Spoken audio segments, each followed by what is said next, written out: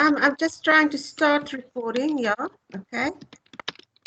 Okay, so we're just going to continue. Hopefully more people will join us and we can always maybe have another event to make up for this problem.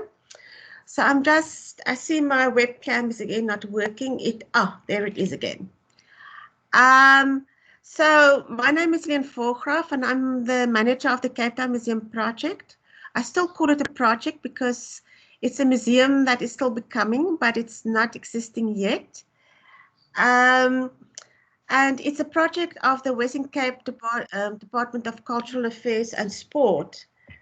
Um, So, and this project is one that we're doing jointly with the Gender Equity Unit of the University of Western Cape. Thank you, Maria.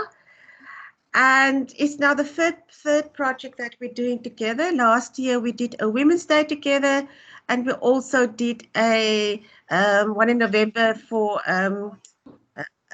the campaign, the 16 days campaign against violence.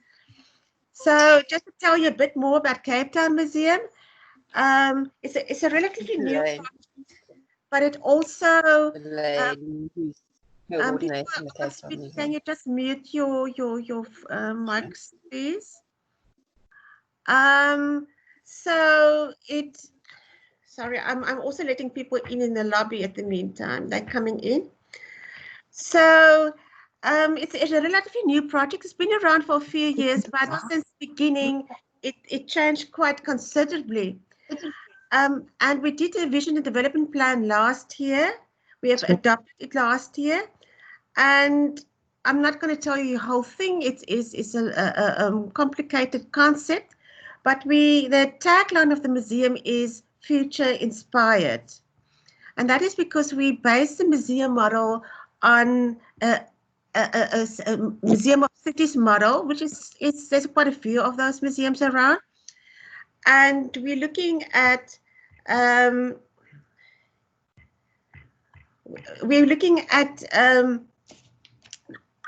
a city as a dynamic space that functions in a globalized world. So when a local history museum look at the site as the geographical area and what happened there in the past and the people living there, a museum of city look at the world, but look at all events and trends through the lens of that specific city. So imagining a different future is a core part of what this museum wants to do. So today we asked the question on celebrating Women's Day. That was yesterday. We're looking what does a women-friendly city look like? And because our partner is the Gender Equity Unit, we look at it specifically from a feminist point of view. And we want to ask questions like, what does a women-friendly city looks like? What is the priorities of such a city? How are decisions made? And how are these decisions implemented? Is it different from now or is it the same? And for that, I'm going to, we're going to hand over to the speakers for that. The next item on the program is the opening remarks from Laura Robinson. Unfortunately, Laura has not joined us yet. She is one of the people who thought it was 1 o'clock, and she will join us shortly. She is just getting to a computer. So I will introduce her, and then we can just go back to her once she is with us. She is an architect at the University of Cape Town and now specializes in the field of heritage conservation, management and policy development and World Heritage. She has served as the Chief Executive Officer of the Cape Town Heritage Trust for the past 20 years. The Trust is recognized as a leading non-governmental organization whose mission is to conserve and promote the built environment and cultural landscape of the city of Cape Town. She's a past president of the Cape Institute for Architecture. She served on the board of Robben Island Museum and the National Heritage Council. She's very actively involved in ICOMOS South Africa. It's the International Council on Monuments and Sites, and also served as the treasurer of ICOMOS International. She worked throughout Africa, and she's also currently the chairperson of the management committee of Cape Town Museum. So unfortunately, she will join us a bit later. So I think we will come back to her once you join us. And then, so I will go forward now and then give the word to Maria and Juliana, who's going to manage the main part of the program. Maria is from the Gender Equity Unit of the University of Western Cape, our partner organization in this project. And then Juliana Davids is, she's contracted by the Cape Town Museum to run our Cape Town Futures program. Over to you two ladies. Great. Thank you. Good morning, everybody. Good morning. I'm Juliana Davids, and I work with her at the Cape Town Museum. Yes, I see you, Dr. Miranda Pillay. Recognize you. Welcome, everybody. So the National Women's Day in South Africa, as you all know, is an annual commemoration of the 20,000 women who marched to the Union buildings in 1956, of course, against the resistance of the past, which was an identification documentation carrying people of color, carried by people of color in South Africa, and restricted movement. And this happened within the context of politics, and I think, and women in politics, and I think it would be appropriate for this meeting to kick off a conversation with Ntombi, who works for the provincial government or provincial department of local government and is responsible for service delivery in the rural areas on the outskirts of Cape Town. And I've worked with Ntombi at Gender Links many years ago. Very passionate about governance and women in political leadership, and she feels strongly about women in political spaces, particularly in local government. And this is, of course, a very important matter for her, and I think it's an important, platform for women's leadership, especially in Cape Town, and especially in the Western Cape. And I would like to introduce her and to take us through the work that she's been doing and continue to do with the Provincial Department of Local Government. And yeah, she's also currently busy with a master's degree. Very interesting research that she's been doing. Hopefully she will be able to share some of that with us. So thank you, Ntombi, for joining us. Thanks, Juliana. Sorry, Ntombi, can I just intervene? Laura has now joined us. So, Laura, can you quickly talk and then we will go back to Ntombi? Yes, certainly. Excuse me, dear friends. I'm just going to move somewhere out of the way.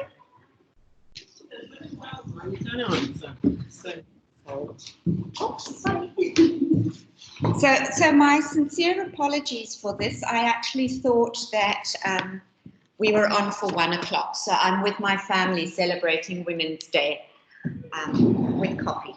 But it's very nice to be here, and thank you. Can everybody hear me okay? Is it good? Are we good? Yes? All right, so I've been asked to sort of welcome and say hello to everybody in my position as the chairperson of the Cape Town Museum Management Committee, but also because I'm an architect and a heritage specialist. So I've been working professionally in the field for longer than I care to remember, quite a long time. So I'm just going to talk briefly for 5 or 6 minutes on the impact of the urban environment on women and, of course, children as well, it goes without saying. So I'd like to just start off with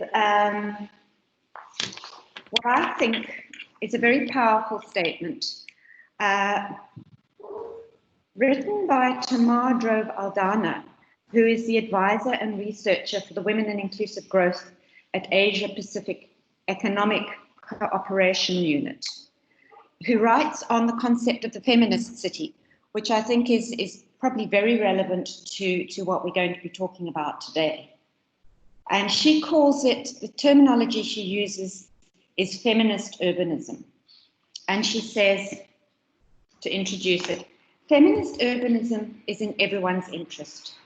When we strive for an inclusive urban experience with a heightened awareness of gender-specific needs and the tools to include and co-design for all, we make a holistic difference in inclusiveness, and this is crucial. Because, as the United Nations Women Deputy Executive Director, Lakshmi Puri states, no city can be smart and sustainable if half of its population is not safe and lives in fear of violence. And I think that's something that we all are very much aware of here, both in our country and certainly in Cape Town, even during this time of lockdown, in fact, even more so possibly.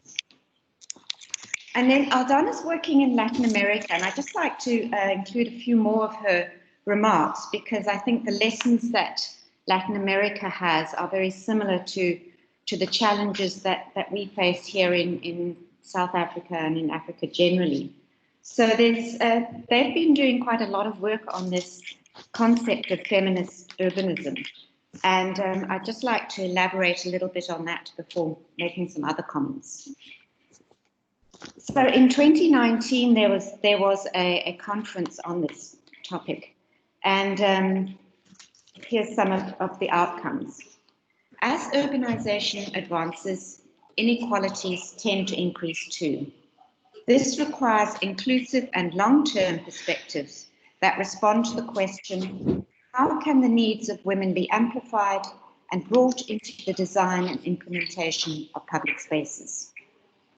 She argues that a tool for this is that of feminist urbanism, understood as a strategic framework for bringing women into the process of urban planning while empowering them as well. Promoting urban policies based on women's and girls' needs and rights equates to better planning for everyone. How we make public open space, parks, playgrounds, pedestrian ways, public transport infrastructure, and well-lit, safe spaces serve as a key indicator for sustainable and smart cities, and as a key to the making of cities that are safe and friendly for women and girls. When we consider the above, concrete measures have been taken in the international sphere over the past decade, and I can refer to the work that's being done at the UN level. The first milestone could be said to be that of the United Nations Declaration on the Elimination of Violence Against Women in 1993, as it highlighted the importance of gender equality as a cross-cutting theme for sustainable development. Then in 2010, the UN Women's Safe Cities Global Initiative specifically addressed gender rights in public spaces as a key element for conquering women's rights. This particular initiative is the first ever program to provide updated knowledge and develop policies to achieve substantial progress in the matter. So by these means, the UN Women's goal is to ensure that all women and girls in every city worldwide are socially, economically, and politically empowered in public spaces. Then again, at the same time, the 2030 Agenda for Sustainable Development emphasizes gender equality as a transversal element to boost sustainable development. For instance, gender equality forms part of the Sustainable Development Goal, which is SDG 5, and SDG 11, which is Sustainable Cities and Communities, calls for inclusive and safe urban settlements, transportation, housing, and public services. Both of these goals are intrinsically linked, and neither can be achieved without the other. In other words, they stress the need for a feminist or women-centered approach in the design of urban policies. Secondly, it's also important to implement an intersectional gender approach to urban policy design. This is an approach which features a special understanding of the multifaceted, pressing structural issues leading to inequity and discrimination. Women are diverse and multidimensional, with diverse functional capacities, ethnicities, age, socioeconomic background, sexual orientation, religion, or gender identities, and they're exposed to different urban experiences and therefore require different needs in those places. Another important thing, and I feel this particularly strongly in our situation, is that it's important to address institutional sexism across key implementing bodies. And by these, we mean the police force, the educational system, the judiciary, and the public sector as a whole, training them to contribute appropriately to safer cities for all. So we could say that the concept of feminist urbanism is in everyone's interest. When we strive for an inclusive urban experience with a heightened awareness of gender-specific needs and the tools to include and co-create for everyone, women, children, and everyone else, of course, we make a holistic difference in inclusiveness, and this is crucial. So there's a number of questions that we could ask ourselves. I'm going to wrap up very soon. Is it time to build specifically feminist cities? And how do we create feminist, women-friendly cities? We need to prioritize, and just to answer these briefly, we need to prioritize community benefits in infrastructure development. It's crucial that urban planners and policymakers, architects, and activists design and build cities that are accessible to their inhabitants, particularly those experiencing poverty, financial insecurity, and violence. And this, of course, is so applicable to us right now. And development projects can prioritize these community benefits by integrating the community's broader goals, which include, as we know, poverty reduction, environmental sustainability, and local economic development, amongst others. For instance, community members can benefit from job creation during and after infrastructure development projects. These could either occur through employment on construction sites, which we have started to see to a limited effect, or through the creation of prospects for local suppliers in the process. Prioritizing community benefits also means ensuring hiring opportunities for those jobs are equitable and fair, and that proper job training is provided to workers so they can learn and implement the new skills. And we also need to entrench inclusivity in our urban spaces, our public urban spaces. As we all know, urban spaces can be embedded with certain values, influencing how inclusive it is to the community it serves. In our case, we're looking at the community of women. This starts, I would argue, with how such spaces are designed and indeed who designs them. Including women in the making of decisions that affect their safety is crucial. Urban planning and policy design could benefit largely from the experiences of women and from the detailed data relating to them. Women should also monitor and audit urban planning and policy as it unfolds. And above all, a better participatory dialogue and processes hold the key to more inclusive design.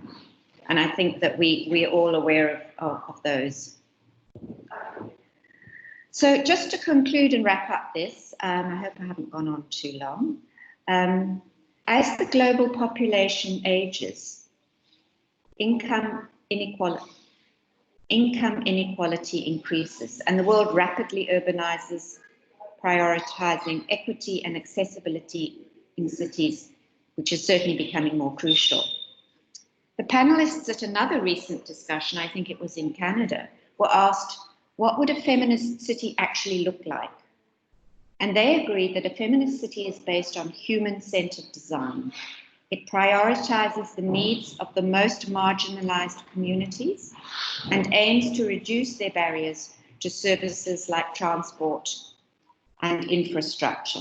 and recreation. And we know very well how difficult it is for people, women with disabilities, or even women with small children and prams to move around comfortably and safely using public facilities and transport. Furthermore, they found rather than pushing communities out of developing neighborhoods, we'd call that gentrification, a feminist city would recognize and invest in them by creating accessible spaces and promoting local economic, social and cultural development to the benefit of all. It would be very interesting, and it will be very interesting to see what the outcomes of the debate today are. I have the feeling that some of the concerns that I've raised from international and personal experience will be generally agreed on this forum. And I certainly believe that the concerns are universal and applicable to all and every woman and girl child across the globe. And with that, I'd like to close and say once again, thank you. Thank you for your patience for waiting for me. And also thank you to Helene for putting all this effort into organizing what I think is going to be a very good and very appropriate webinar series. Thank you. Thank you, Laura, for the welcoming words, and I think you gave a good framework for the rest of the discussion. I'm going to hand back now to Juliana and Ntombi, but before I do that, please use the chat function. It is a little like a speech blurb for those who don't know Microsoft Teams, and you can ask questions and make comments whilst people are talking using the chat function, please. Over to Ntombi and Juliana. Hi, thank you, Laura and Helene, for that opening. I think just for time, we are going to ask Apiwe to also join Ntombi just after her presentation. Apiwe Otelo works as a technology commercialization specialist at the National Research Foundation South African Radio Astronomy Observatory. And she's also an executive member of the International Council of Systems Engineers South Africa, taking up the role of the Western Cape branch coordinator. And she's also the founder of a very interesting app that she would be sharing with us, hopefully, called Enlightened Edu. So, Ntombi, just after your conversation or discussion, I would like to ask Apiwe to start with her presentation, and then we can follow with questions from the audience. Thank you very much. Okay, that's fine. Okay, thanks, Juliana. Can everybody hear me? Yeah, okay. So basically, I think Juliana's given a bit of a background in terms of the work that I do. I'm working at the Department of Local Government for the Two-Song program, which deals with issues of service delivery integration. But in my previous life, I worked at GenderLinks as a deputy governance manager, looking at issues of gender representation and why we have to have an increased space of women in local government. I don't know, Juliana, should I do the presentation or can I just speak around it? I can project it if you would like. Okay, that's fine. Share my screen. Okay, that's fine, no problem. So basically, why the reason why we're looking at saying we need to actually show that we have, so this is the presentation I did briefly. I'll speak around it and then I'll just add a couple of things. So maybe just go to the second slide, Juliana.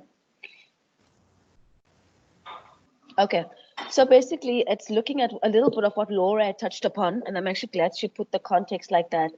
But it's basically looking at the fact to say that, you know, most of the time cities are actually not built for women. Cities were built in spaces to cater for, you know, men coming in, bringing labor and leaving out. So for example, for most women during the apartheid period, men would leave their rural areas and come and work in the cities, thinking about the gold mine and the gold rush, and the women would be left in the rural areas.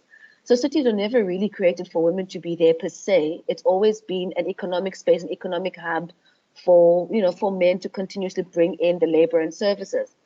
And now it's also touching on the issue of minorities, because now it's different because there are also minority groups that are in this space. The next one, Juliana. So when Juliana gave me the brief and I was thinking about the current situation, I thought about where I'm from, actually. I'm from Langa.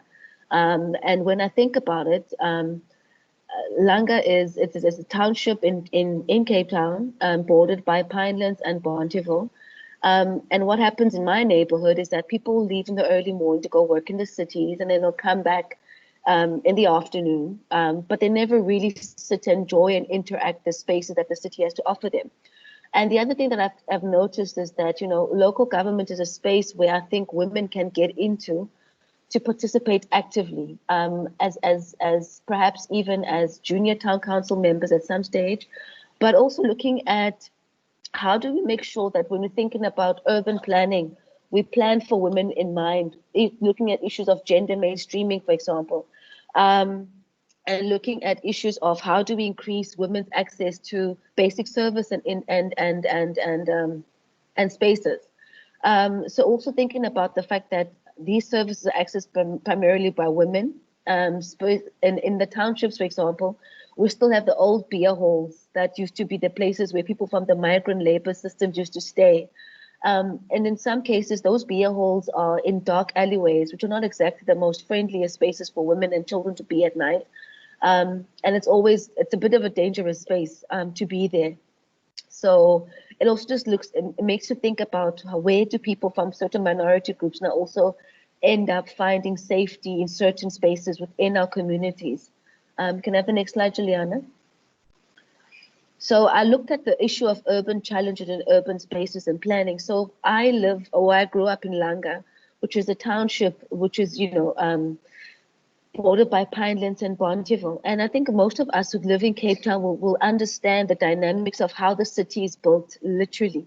We are separated by rivers, we're separated by trains, railway stations, because Pinelands and Langa are separated by the train tracks, the same as Bonteheuwel. So we still live in a place where our geographical space, literally, and the services that we have keep us apart. And one of the things that we were looking at, so with infrastructure, building, services, access to sanitation, water, that's a local government function. And obviously the Langa is under the city of Cape Town in most districts, but also obviously we've got different municipalities within the different districts. But what I was thinking, when Juliana gave me the brief, was thinking about the things that the challenges that we continue to face, for example, in Langa, looking at town planning and the mushroomings of informal settlements also in our townships. So, for example, one of the things that local government needs to start looking at, or issues, would be to think about how do we create a space, or how do we, for example, think of when we are building infrastructure, where do we build the high mast towers? Where do we put the high mast the lights? Many of the streets in Langas, particularly the informal settlements, don't even have names. So if there's a case of violence or anything that breaks out, the police often struggle to get there because there's no clear markings, there's no clear road sign, because those spaces inevitably were not actually meant to be inhabited by human beings. But people come to the cities looking for better lives and prospects. But how do we ensure that we've got infrastructure that accommodates people and living in these spaces that were not supposed to actually be inhabited to begin with? And then looking at issues of gender inclusive planning. So most of us go to the city, but when you walk in the city, you don't even see neutral toilets or bathrooms or abolition facilities. So for instance, what does that really mean? Does it mean that, if you have a child or a mother who wants to use a facility that's going to be safe for her to breastfeed, is it something like that? Probably not. They have gender neutral bathrooms in some of the gyms, like the Virgin Actives, but not all of them even have that. But even though those gender neutral spaces, nobody really even uses them. Sometimes actually end up becoming like family rooms or family units where mothers just go change their kids and they jump into the swimming pool. But those are not things that you see around the city. The next slide, Juliana. So then we're looking at the issue of women in local government. So one of the things that I was looking at in the local government elections in 2011, there was about 38% representation of women in local government. And when we say local government, we mean women being fielded as councillors, women being municipal managers, women being mayors. And in 2016, the number increased, it went to about 41%. But that's still shy of the 50% target that was set out by the SADC Gender Protocol to actually say that we should try to get 50% women in local government across all spheres of decision-making spaces. And the thing is, what makes it very difficult is that, South Africa uses a PR system. So it's like a quota and party list. So it depends where the women are placed on the party list. So if there's a certain number fielded, then it also throws out who comes onto those. And I work with local government at the moment, and the work that we do is looking at service delivery in rural places and rural communities. And very often what we tend to find is that there's a great absence of maybe women in senior management or in key decision-making processes. And what I think needs to start happening is that, for example, looking at the IDPs, your integrated development plan, those are the things that will inform how the municipalities will go around planning for infrastructural projects besides the water and other key service delivery things. Most of our municipalities don't prioritize projects that look at gender mainstreaming and gender advocacy, which is something that needs to be prioritized a bit more. Because women are users of products and users of spaces within our local places. And women that are in local government, which is the closest form of government to our communities, they need to be trained and capacitated, because that's how most of them will start. They'll start at the local government level, then they'll start to work towards moving towards the national and ultimately moving up the ranks. But political parties also don't have quotas. They've got voluntary quotas, which is not really good enough. You can't make voluntary quotas. You have to enforce quotas. So if you're saying there's a 50% chance or 50% women and men, those have to be enforced. Unfortunately, at the moment, the only party that has voluntary party lists or voluntary quotas is the ruling party, which is not good enough. What about the other parties? Where are we fielding the women on the list? And I think the policies that we have, we need to actually start putting women in spaces that are key and strategic as well. The Western Cape is doing fairly okay. They have a bit of women who are municipal managers, who are mayors, but the majority still remains men. And I think it still continues to be a male-dominated space. And as I said earlier on, we need to try to look at reviving the junior town councils, having young women on board, and actually try to encourage this process from an earlier age, and making sure that we have local government processes taking place earlier. So Juliana, can go to the next slide.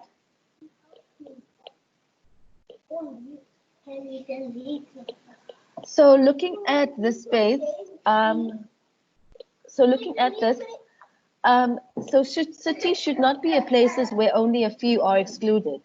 It should actually be spaces where women's visibility is included and prioritized, and creating opportunities for women where everyone should be encouraged. I think also looks at issues of gender-sensitive planning, where spaces where women can live and play and interact.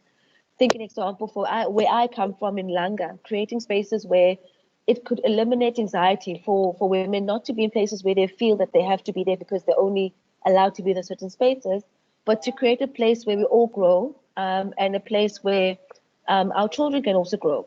So it also looks at issues of planning, inclusivity, and also just ensuring that, we field women in the right spaces all the time. And also looking at local government as a closest form of government closest to people. That's where I think it should start for the best.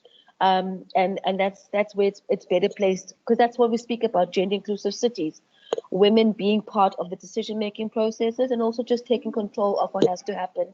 And that also includes political and being actively involved in all spheres. I think that's about it for now. Thanks, Juliana.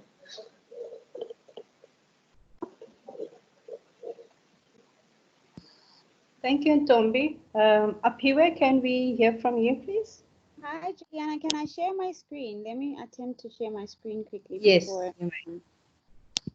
Uh, So anyone with questions for Ntombi, please jot it down, and we can answer those later. Thank you. okay. All right. Can everyone see my screen? Hello. Yes, Yes, yes, we I can. can Thank see. Yes, you. we can see. Yes, Yeah, we we can. can see. Okay.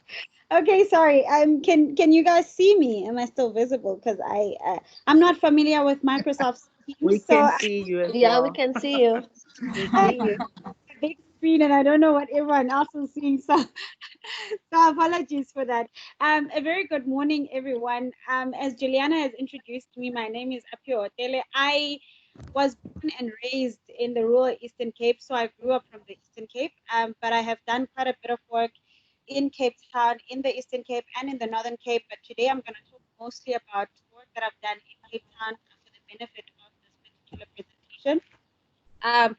I think before I go forward, I think it's important for Juliana mentioned that there is going to be someone who is going to be talking to this topic, but I just wanted to, because being in the space of science, I've noticed that a lot of people, especially males, have an indication that feminism is a range of social movements or political movements or ideologies. And I just wanted to highlight that this morning that feminism is actually not about that at all.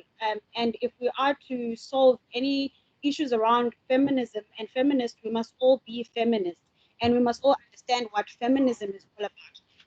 And I think that for me is very, it's very important to highlight that before we go ahead. Okay, did I just, what happened to my screen? Did I unshare or what? Okay, wait, I have to find my screen. You blocked your screen. I found it, thanks. Sorry. Okay, so today I'm gonna focus my talk on three things, right? And I think these are things that we all are aware of and have knowledge of. It's just that I think a lot of us don't not necessarily ask ourselves the question as to why. First of all, the number of girls studying maths and science in high school is very low, and I think the big thing that I wanna emphasize today is we must ask ourselves why. We all know that there's a lot of stereotype around maths and science, particularly the stereotype that mostly boys do better than girls in maths and science. This is something that is still embedded in a lot of our communities and a lot of parents and a lot of teachers. And I think if we are to change this mindset, if we are to change or take action, we first need to kind of work on this mindset. But there's also something else because a lot of us are focusing mostly on getting as many women as girls possible. Also have with these challenges that we have in the number of math and science in very few women also manage to infiltrate the space and go on to study degrees in science. But I've noticed that there's a trend of women not finishing their degrees or females not finishing their degrees in engineering. Now, again, I just want us to, again, today, ask ourselves why. Why is that the case? Because, first of all, we don't have these learners in high school. And even though they have managed to go to university, they don't finish their degrees. Why is that the case? And thirdly, the Engineering Council of South Africa showed that about 70% of women that have started, that graduated and started their careers, they leave their careers after they're starting them in STEM. So they start other careers elsewhere. Again, I want us to ask the question, why? Why is that the case? Because I feel like if we are to solve a problem, we have to get to the actual root cause of that particular problem. I've worked on a number of programs myself. In 2015, we started a program called Imbasa, and I'm happy that the previous speaker spoke about she's from Langa. I've actually worked in Langa myself. The aim of Imbasa was to ensure that learners from previously disadvantaged communities have access to quality education. And we are hoping to achieve this in 4 ways: motivate, empower, educate, and finance. I'm going to talk a little bit about that. But when we started, we invited 5 high schools from Langa. We invited the grade 8 learners in particular, so that we could empower them, as well as just for exposure. We invited them in our Pinelands office, as you can see in the picture here, and we had a series of presentations with them from various women as well as males, and we took them to various labs in the office, and we also had we had paper telescopes that we built with them, and they were able to take them whole. The whole point of this exercise was for us to try and empower them and expose them in different careers that exist in STEM. I felt like this was not sustainable, and we need something more sustainable. So I looked at an option of adopting a school that we were going to work with in order to see if really this particular program worked and is successful or not. So we adopted Ikamva High School, and we did that because there was a lot of enthusiasm that came from the principal of Ikamva High School and the teachers. And also they had phased out physical science at that particular in 2015 because they didn't have enough classroom of learners, and also they didn't have a physical science teacher. So we started working with the grade 8 learners at that particular time to try and empower them. So what we did is we started motivating them. So what we did is we looked at what we call science celebrities. These are people that have careers in science, but also the learners are able to identify with these people. These people would come and talk to the learners and share their journeys and experience with the learners. I felt like identity is very important. So a lot of the learners, they don't have people that have studied science and are now working in this field that are in front of them. So in a lot of the times they think that the space is not for them. So it was a very encouraging for learners to see me, for example. I'm Black, I'm a female, I'm in the space, and it really motivated them a lot. But we also felt like that was not enough. We worked on empowering the learners. So what we did is we started what we called confidence workshop, because a lot of the learners are not confident in that and they can't really express themselves. So we would run confidence workshops at Ikamva High School so as to empower the learners in the school. We also ran a tutoring program where we're tutoring learners in maths and science. In this particular one, we ran a tutoring program for the grade 10s, 11s, and 12s. This was initially for them, but we noticed that it was motivating for the grade 8s and 9s as well, because they felt like now there's a chain, there's a pipeline, there's a plan for them, which means that they know that when they get to grade 10, they will have support, which was very motivating for them. And then the last thing that we did also was then finance. We started a lot of employees from the South African Radio Astronomy Observatory donated into funds, into an account. What we did is we didn't want to sponsor students because we didn't have funds, but what we had noticed is that a lot of students that come from these communities study with NSFAS, and in most cases NSFAS funding only starts paying out in March, April. So a lot of the learners would go to university and they wouldn't have what do you call this? They wouldn't have registration fees. They don't have money and transport. So our funding was basically focused on just giving you a startup for just the first 3 months that you get to university. We give you registration costs. We also give you money and money for food and transport for the first 3 months while you're at university, so that you can be able to survive for those first 3 months while you are at university.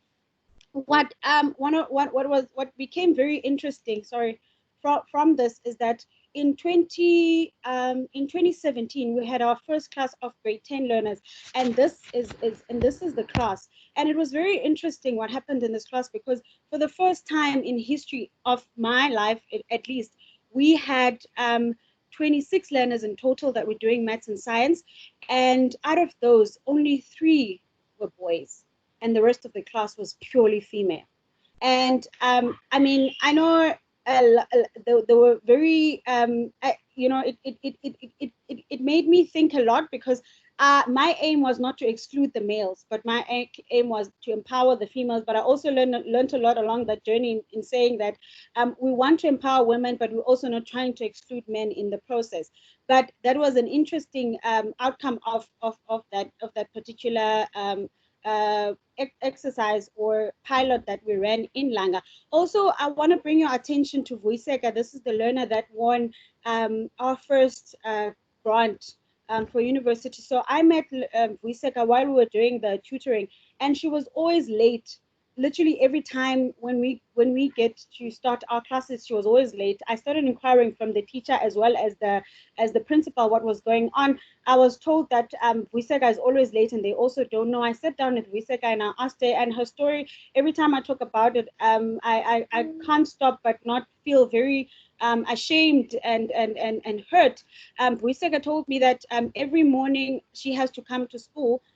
She stays in Nyanga, so she studies in Langa.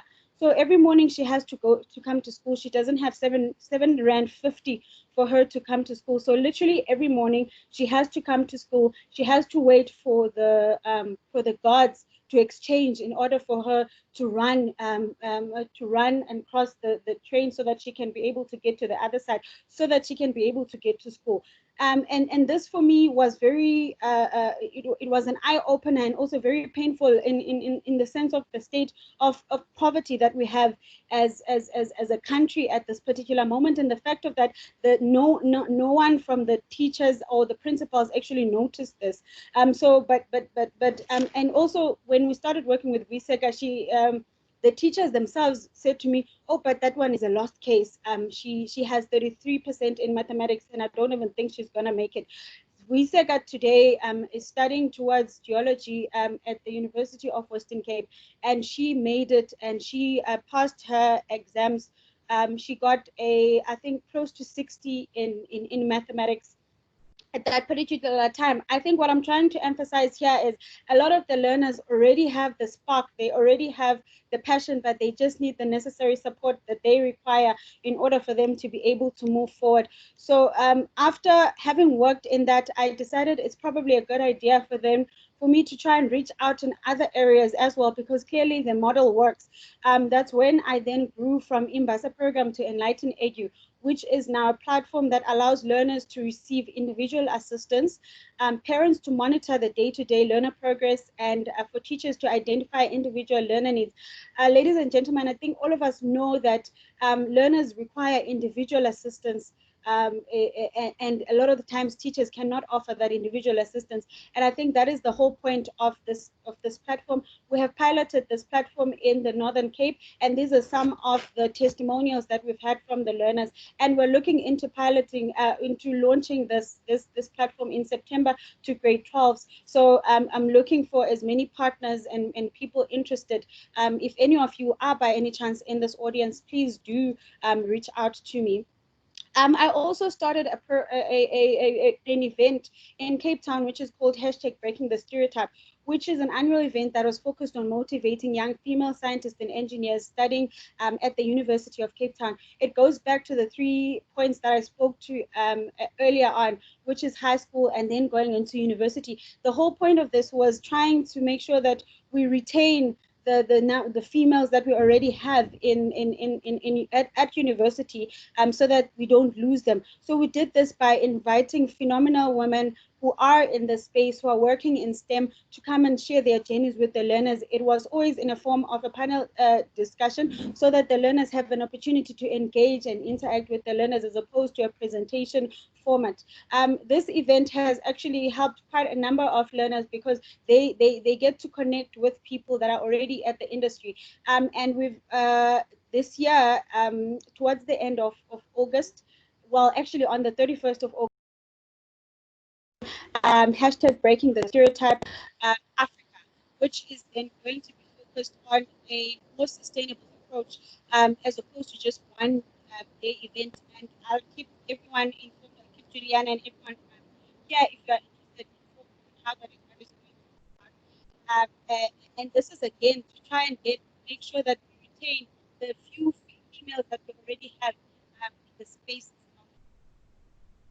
So I just I'd put in a few recommendations in my closing, that obviously come from some of the learning that I have acquired in my journey, as well as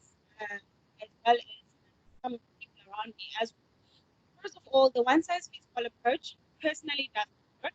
I have noticed that rural, urban, and townships are very different, and therefore the approach that needs to be put into place for that is also very different, and we should acknowledge that. And secondly, I think the government needs to fund more programs that are focused on investigating why girls are not studying STEM subjects, and actually going into parents and going into as well. And also we need to understand why is there attrition in female engineers and graduates. We need to understand why female leave engineering sector early in their studies. We need to create an environment that is conducive for learners, because one of the things that we learned from Wisega is that she stays next to a tavern, and it is very difficult for her to study while she's there. And as a result, what the teacher from principal from Ika Valetu did at some point was put all the learners that are doing grade 12 in at school to study there, and to sort of like form some kind of a hostel, and the results grew very well, because the learners said they didn't have to worry about some of the social issues that they have to worry about while they were at home, because now they were enclosed in the space and they could focus on their learners. And I think this is something that is important, particularly for Cape Town, because Cape Town is mostly a lot of townships, and a lot of areas are congested with shacks and stuff like that. So we need to actually make sure that we create a conducive environment for learners. We obviously need to invest in edutech solutions so that we can assist learners and teachers, and invest in entrepreneurship and STEM. In my closing, ladies and gentlemen, I want you today to ask yourself, what is your role in ensuring that women and there are more women in STEM? Because it starts with you as a parent, if you have any kids, or as an aunt, if you're an aunt. Are you not probably saying something without you knowing to the girl child that makes her think that this space is not conducive for her and this space is not for her? Because I think it starts there. All of us need to make sure that we have a role to play in this, and we don't create gender stereotypes that we are not aware of, and we're always aware in our saying that we're not creating that space. And also, if you see something abnormal, please make sure that you also inquire so as to make sure that we don't have many Vuisegas occurring in our societies. Thank you so much.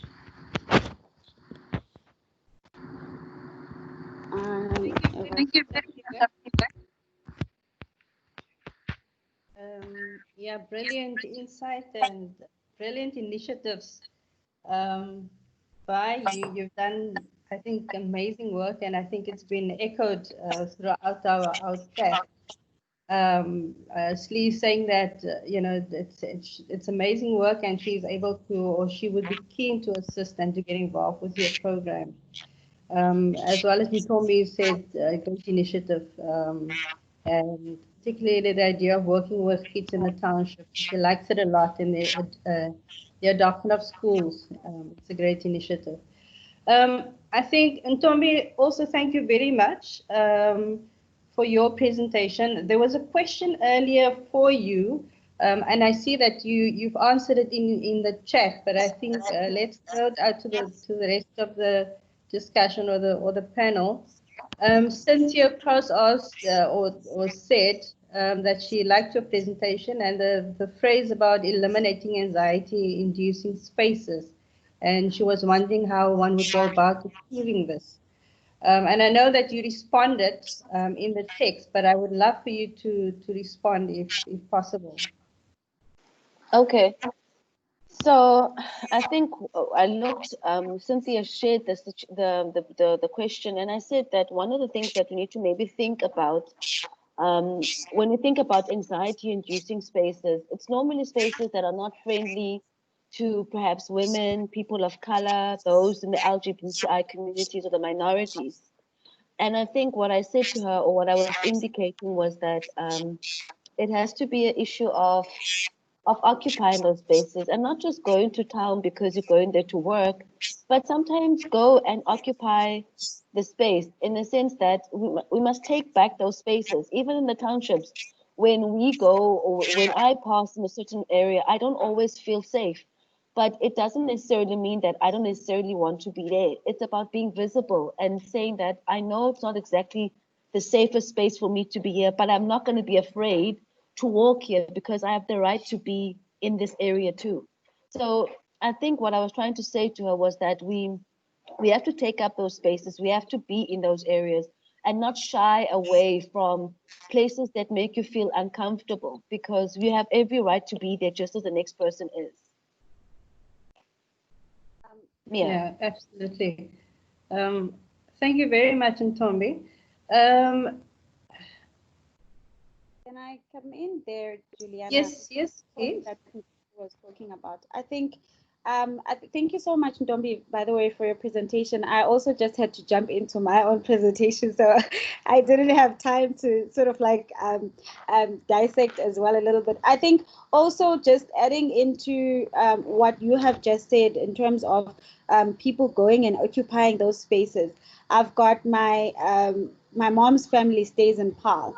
And it is so interesting that every time I go to visit them and I take them to Camps Bay or something like that, they always feel very uncomfortable. And it's always, and they never go there without me. And that's the thing, literally, they never go there without me. And every time I ask them, but why don't you go? And they're like, no, those are not spaces for us. Those spaces are not meant for us. We're not meant to be there. So I think it also is, we also have a role to play in terms of trying to create or trying to make sure that people move away from that mentality, that because that was created by the apartheid, you know, if we're really thinking about it deeply, you know, the whole segregation and stuff like that. So a lot of the people are still there in their mindset. So we also have a role to play in that, in terms of making sure that we make people aware that we're no longer there anymore. You know, so I think Ntombi had a question for me or a suggestion. I'm just trying to go through the was it for me or? Yes,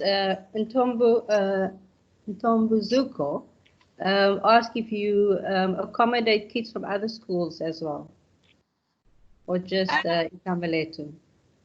Yes, so what we've done now is, because of the platform, we've actually reached a much more wider community. Hence, we were able to start in the Northern Cape. So because now it's literally a platform, it works on each and every smartphone, and you don't need to download it. So it's a web app.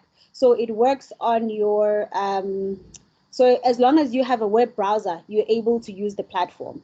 So we've really reached a much wider scope, and I deliberately did not want it to be a web app, because a lot of the I've noticed that a lot of students that use cell phones, they have the standard Samsung, which costs around 700 Rand, which is always never has space. So if we were to say they must download an app, it's almost impossible for them to do that, because now they must think about deleting their precious photos and so it makes it much easier.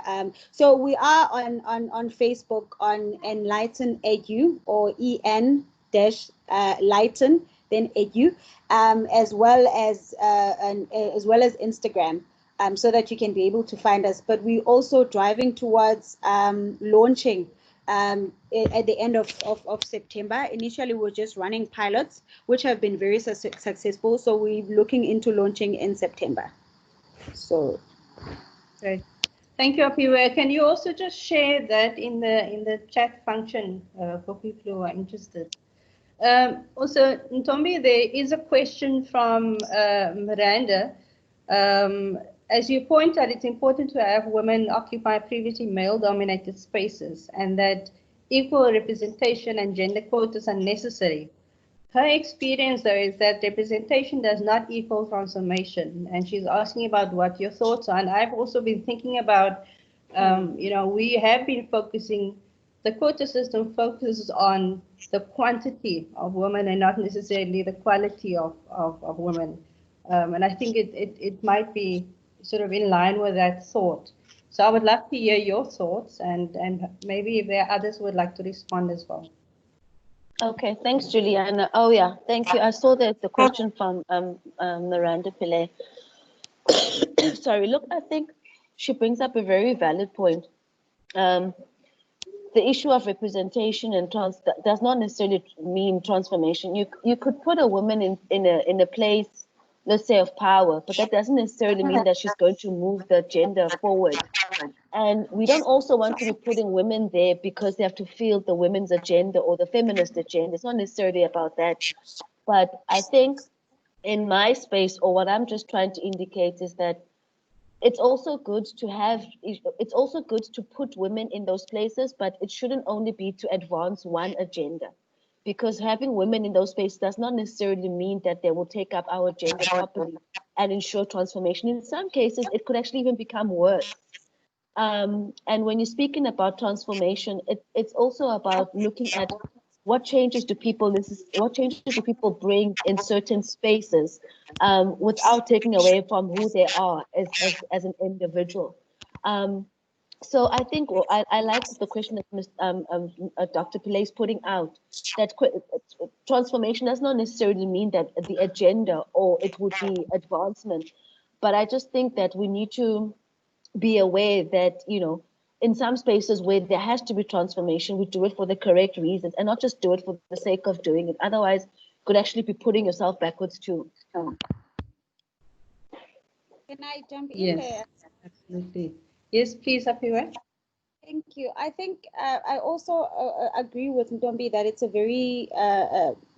very good question, because I've also noticed that in a lot of workplaces, sorry, especially because there are very few women in STEM and stuff like that. In most cases, it has kind of become a thing of, we're not really going to empower the women or anything like that, but we're just going to make sure that we've got the numbers in place. And I think it's important that when we looking at what is a winning goal, how do we determine if we've won, we actually are looking at not only the number of women that are in the space, but the number of women that are actually occupying positions that hold value, because that is where the problem starts. We've got a lot of women in STEM, and a lot of, every time I say this and I'm like, I'm sitting in meetings and they're only males, where all the women, people are like, oh, women are there. And I'm like, but they're not there.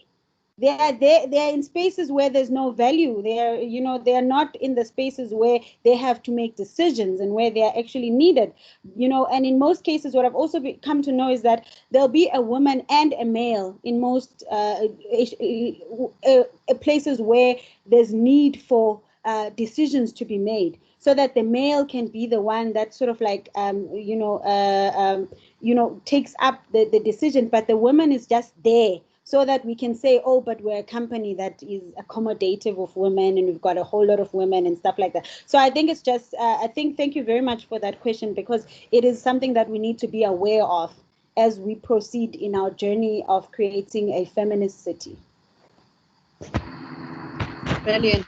Thank you so much, Apiwe and Ntombi, for sharing your vision and your experiences with us. And yeah, I hope that we were able to to continue this vision moving forward.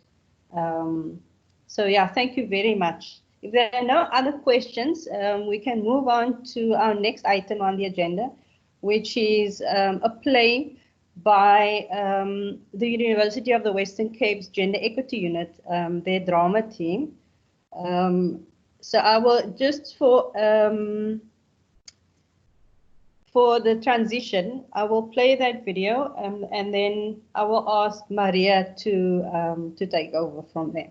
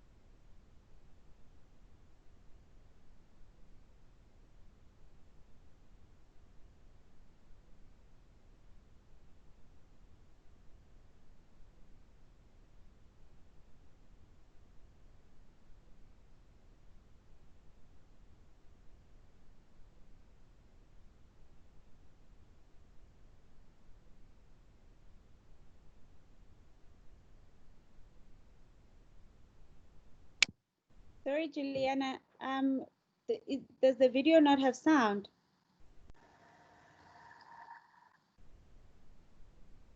We can't seem to hear anything. Hi. Sorry, can people not hear? Yeah, we Yeah, can't. I can't hear anything. Ah. Okay.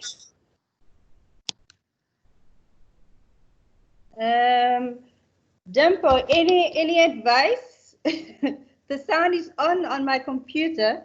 Maria, are you perhaps able to share this with us? If you can, maybe play it, download it, and then play it directly from your computer instead of from G Drive, because that could be the issue.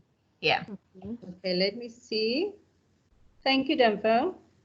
Juliana, there's a option in the share screen bar that pops up that says share system audio. Okay. Tech savvy, I see. Okay, where is that? When you press share screen at the top of the black box.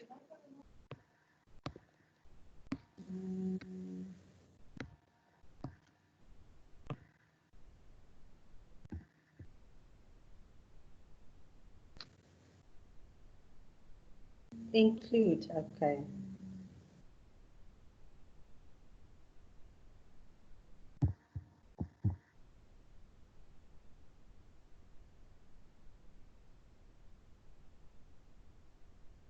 Okay, now it's downloading. So Maria or Dimpo, do you have a copy ready for us in front of you, please? I do. Let me just. Sorry? Yes, I do. Let me just Awesome. access it. Okay, thanks.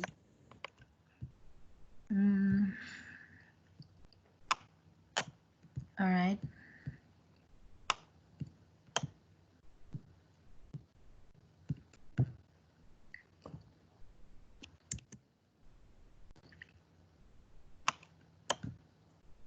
All right, so I can share it. Awesome. Thank you, Dimpo.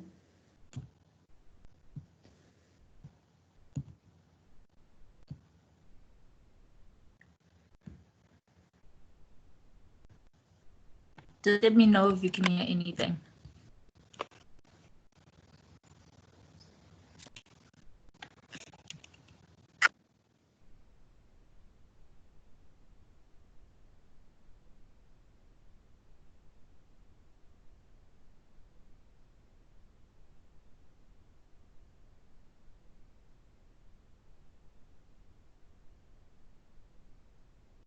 Dimpo, can you hear me?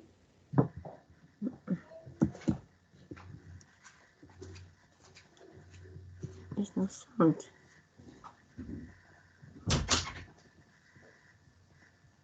Okay.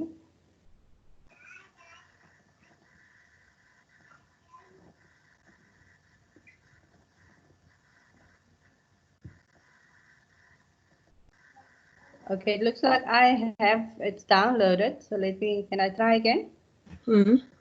Yeah, you can. Oh, there you go. That's perfect.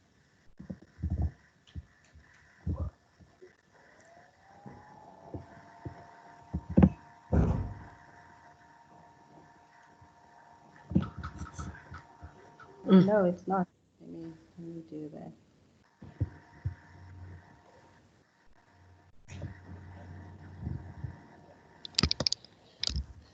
Apologies for that.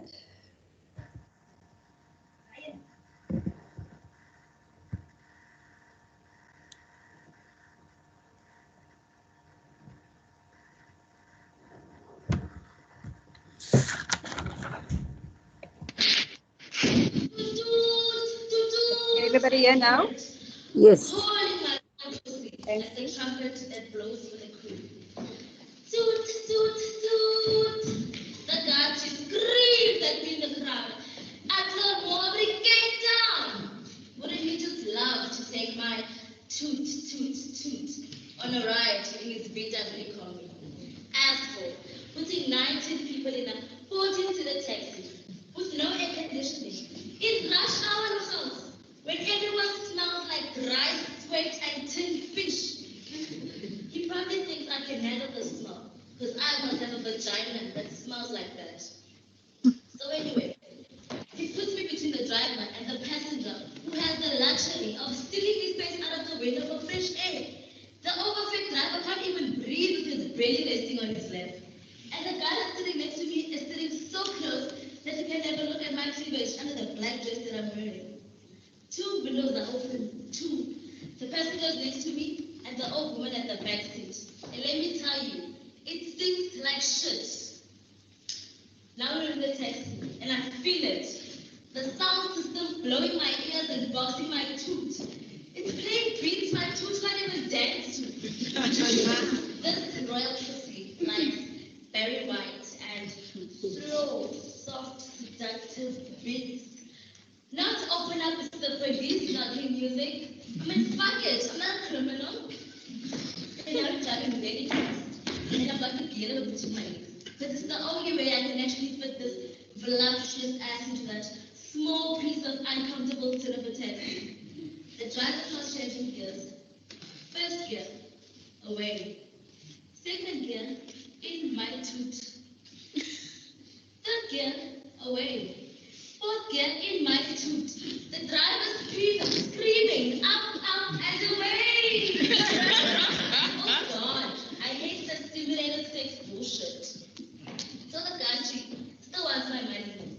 Like I'm paying him a service charge for torture of the tooth, VAT included. That's not enough. He calls me mommy girl. Like I could be either of the two. He gives me my change, holding onto my hand so seductively. Meanwhile, his hands are like crocodile fucking Dundee that stretches to a pants full of old, hot and dry semen. My bust was going up. Finally, fucking leave. So I tell the driver to stop, because I've reached my palace. He says, okay, beautiful, when then? When then what? When then can I slap him through the face with my stiletto, eh? Taxi stops. Passenger next to me gets off. I get off. My dress rises, just meeting my ass. The driver is staring and wants to eat. But I'm out of his kingdom, and I'm safe. And just before he drives away, I say to him, asshole, you can never have a piece of my royal pussy. And this might be a kingdom, but I'm in control of my body. And I'd rather pay you than take you on a free ride in my toot palace. Because I am my own taxi queen.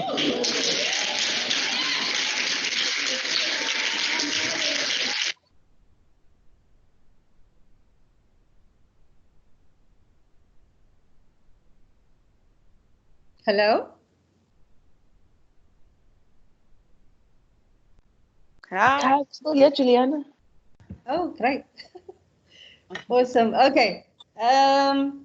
Thank you very much. I will ask Maria to take it from here and perhaps get some thoughts or reactions from all of you. Hi, good morning to all our speakers and all our guests.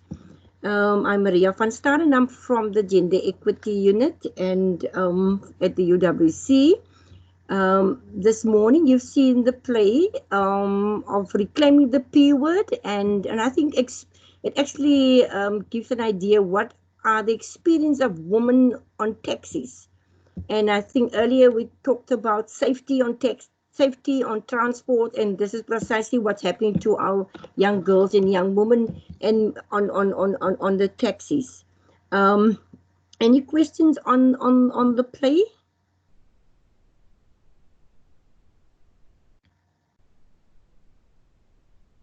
Can people hear me? Yep, we can hear you. Okay, okay. Otherwise, we continue if there's... Okay, I will continue. Sorry, Maria. Yes. There is a response from Komosa on the side, so Perhaps you can just highlight that. Okay. Thank you, Homoto. I think great skit. Unfortunately, even the jokey part of it masks the horror that women face and that's precisely on public transport. I could comment on it for you, Maria, if you want me just to say it. Okay, thank you. Yes, I was just saying, watching it, it just took me back to how, as women, there are so many spaces where we then take the mickey out of it and we become jokified out of something that in actual fact is actually quite scary and horrific and uncomfortable. But you dare not even show an ounce of vulnerability because this is your reality. What are you going to do? You still need to get onto it tomorrow to get to wherever you are. So it's the reality. I mean, it's sad. No, Maria, I agree. It's really like, as I was listening to it, I'm just like, oh my gosh, I can relate with it so much.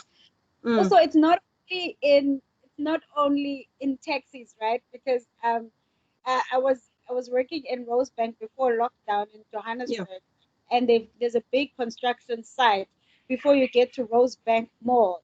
And every time I pass by there, I literally stop going to the mall because you have all of these sneaky comments and everyone stops working and all the men there stop working and they start making these comments and they're right opposite a garage. So when they start making these comments, then everyone at the garage starts looking at you and it's absurd, if I can say the list.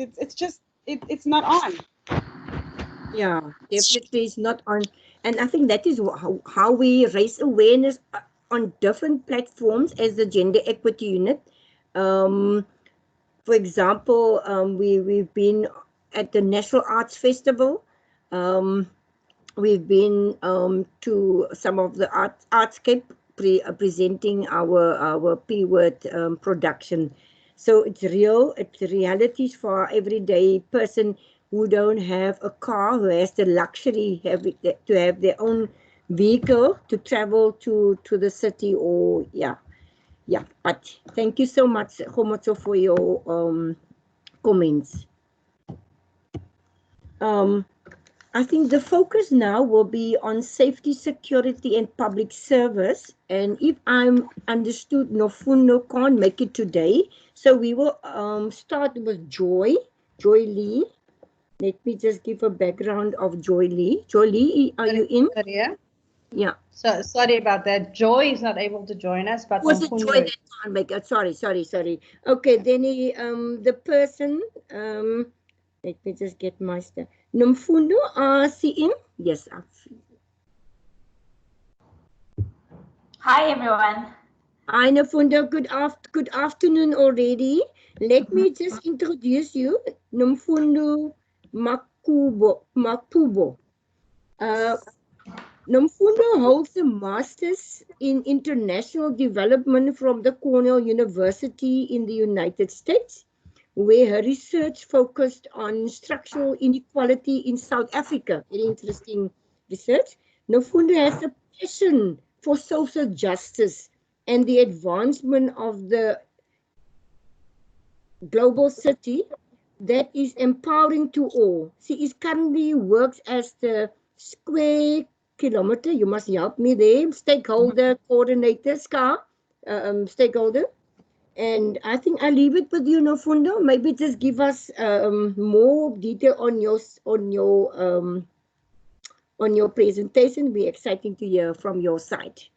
So thank you very welcome. Much, welcome. Thank you so much. Can I please ask Juliana to just throw up the presentation for me? The presentation. Yes, I will.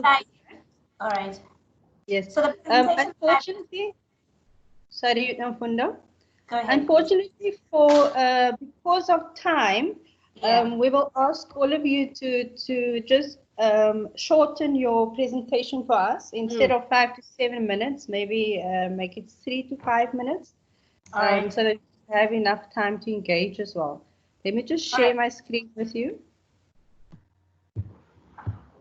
So I think that there's some positive aspects to that as well. I guess what I'll just do is that I'll just speak through at least what the gist of the presentation was, which you know, in the beginning of the presentation, one of the first things that I mentioned there is just the Women's Charter, right, which is really kind of ties the theme that we have of today's conversation together, right, to say that this is in effect a commemoration of a fight that women put up to advocate for their own freedoms and their own rights and their own liberty towards a much more equal society.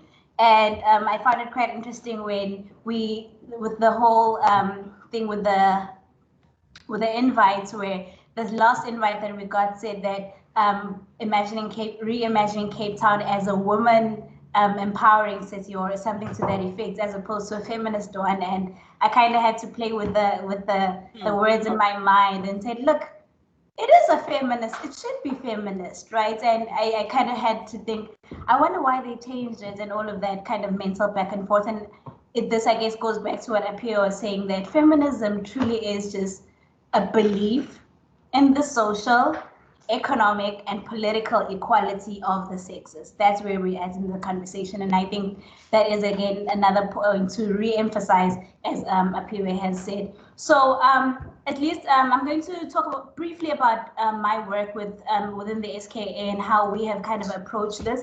Is it a deliberate, purposive plan of action? I'm not sure, but it is at least how we have tried to address some of these things, knowing that we work in an environment that has so many challenges that are all equally pressing and all equally important. And the approach that we have is basically one that looks at the three main areas of development, right? And this is also a question that I had to ask myself while doing my master's, to say, like, where do we start? The city planning of the typical South African city does not start you know, with apartheid. It actually doesn't. When you look at acts before that and how labor would be managed and funneled in ways that, for instance, would ensure that you have enough people working in the agricultural sector, but you also have enough people working in the mineral resources industries in South Africa to, you know, to fuel the gold rush, to fuel the diamond discoveries way, way, way long ago. And so you realize that what you've had is essentially a metamorphosis of the exact same system. And we're sitting at least 26 years in democracy, and we still have the exact same city that we're still trying to kind of transform in a way that works for women, and a way that kind of enables women, and in fact everyone's you know, potential in a way. So at least in the work, and again, we're rushing through this presentation. Juliana, would you be able to skip for me to go down and let you know when to stop? So slide number 4. Okay, up again. Let's do slide 5. Okay, slide 6. All right, so I chose to attack this, or to approach this issue from, you know, 3 of the major, or 3 of the big departments, at least, that we have, or business units within SAREO, which is the South African Radio Astronomy Observatory, which myself and Apiwe work for, and how we have as the 3 divisions that work closest to the human capital, I guess, of the organization, or the people that whose lives we touch the most, how we've kind of tried to develop people, and part of that includes the gender. And what we've done is that we've approached it, one, from a human capital development perspective, commercialization perspective, and a stakeholder engagement perspective.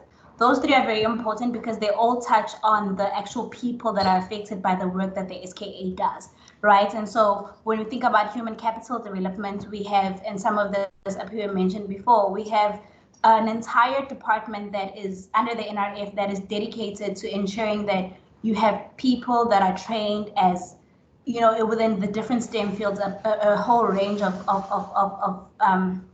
disciplines that can respond to the needs of the country, right, in qualified, educated ways, and that they can make meaningful contribution to the economy of South Africa.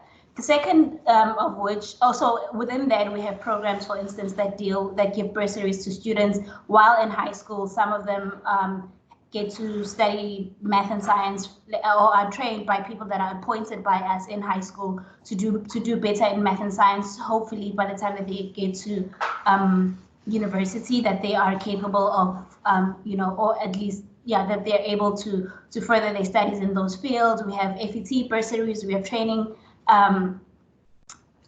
We have a training academy in the Northern Cape as well that also does, speak to this idea of really developing the human capital capacity of South Africans and hopefully women.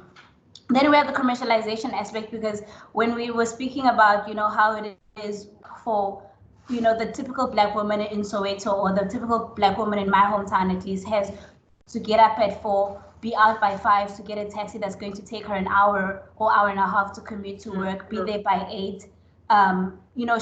She can then work through the day and then has to go through that exact same time-consuming process again of being home. She never gets to see her children.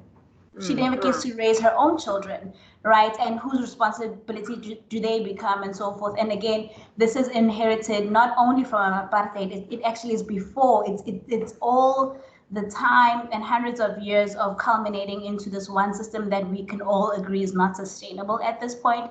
So the second part of that is then the commercialization that, from Saraya's perspective, is the commercialization aspect, which is in a very simple, basic way of putting it, to create economies that can sustain themselves, for local people to be, to create local economies, right? And for local people to be able to have sustainable businesses that can keep their own local economies alive, so that you don't have this one center, which is the urban center, which is the draw for everybody, and you're moving everyone away from the remote rural areas into the big city, and then you have all the ripple effects of city planning that we've been talking about. And I think that have been the discussions of big organizations such as the United Nations, but you have these local economies that are sustainable and people can still live good, simple lives. The third one that we're going to speak about is stakeholder engagements, which is basically supporting, right, the actual interest of community members, right? And I think going back to the idea of feminism and what some of the questions were raised about, how do we, even if you have 50% women on the company's management, does not necessarily mean that women's issues or women's interests are advocated for. So what stakeholder engagement does is that it takes the voice of the community, and this is what I do in my capacity, is that it takes the actual voices of people, real people who live in the community, who are born and bred in this remote, rural, small town, and it raises those questions up to the level of the highest authority within the organization. And in that way, you achieve what I at least hope that any system that tries to overthrow an oppressive system, as in racism or sexism or all the other systems, is that we institutionalize equality, right? You put measures in place that it shouldn't matter whether it's a guy or a girl who's in that position. It shouldn't matter whether it's a Black man or a white man, or if it's an alt-right or an extreme leftist person who's dealing with whatever situation, or who has to make decisions about things. But that at the end of the day, what you have is that you have an institutionalized system that could run itself, and that is an advocate in itself for equality and for the betterment of women in general.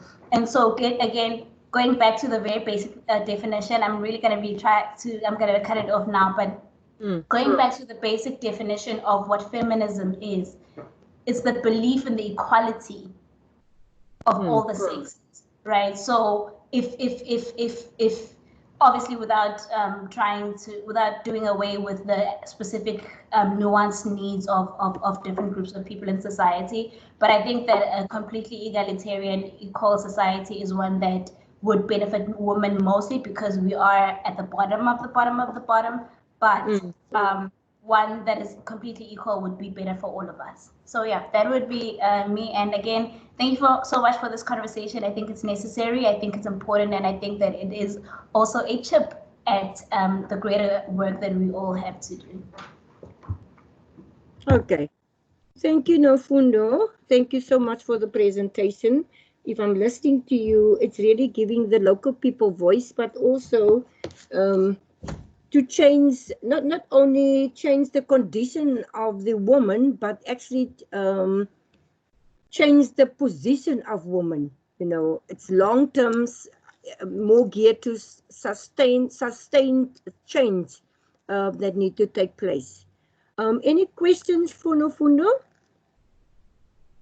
Okay, there's some in the chat. Great point, Nofundo, about the local economies. Thank you so much, Nofundo, for the valid points. Amazing. Anything? Maria, can I make a suggestion that those who do have questions, can we perhaps answer or have a discussion after Slee and Dr. Pillay's presentation as well? Okay, thank you so much. Okay, I think the next person, it will be Slee. Let me just give her. We manage a lot of gadgets.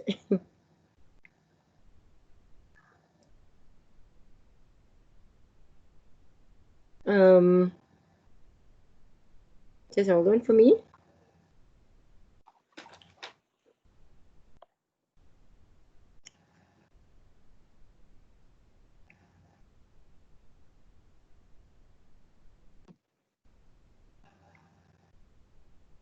Okay, sorry for the delay. Slee is the project coordinator and the division of human biology, University of Cape Town, and a volunteer wildfire firefighter who's passionate about breaking gender stereotypes and believes that gender should never be a barrier to achieving its own goals and dreams. And I think with that introduction, Slee, you can continue with your presentation. Good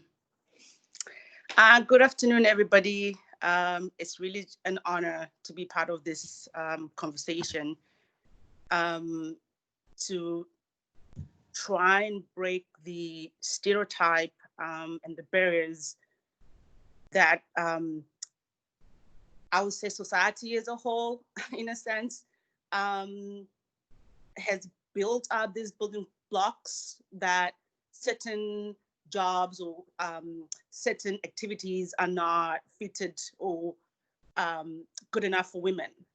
So I would like to just open with a quote from Anderson, who says, feminism isn't about making women stronger, because women are already strong. It's about changing the way that the world perceives that strength. And I think it's more also as women believing that actually I can't do what men are being geared or told that this is a man's job or this is the woman's job. So as a woman, you can't be a firefighter or you can't be in the army. So I think speakers have touched a lot on the mindset, breaking the stereotype around what women can, what women cannot do. But it's mostly also, I believe, as women, knowing our strength, but also embracing that it's okay that I'm a woman and I want to be a firefighter. And it's okay that I'm a woman and I can change my own tire or change my own oil in the vehicle, or just be, and embracing being a woman without being apologetic about it. Just to share my story, I'm a firefighter I'm a wild firefighter volunteer with VWS. We are based in Newlands Forest. And in our organization with VWS, we have about 30% of women that are firefighters. And I think for me, being in that organization and that mindset that it doesn't matter that you are a woman, we do all the trainings the same, because fire does not look at your gender. there's a, oh my goodness, there's a woman, I'm not gonna burn her because, female or male. It's a fire, and if you're not equipped equally, either you hurt yourself or you hurt somebody else, your crew members. So the importance of not discriminating that, oh, this is a woman, so she mustn't carry 25 liters for, I don't know, 5 kilometers, or she can't carry a backpack that is 20 kgs because it's female.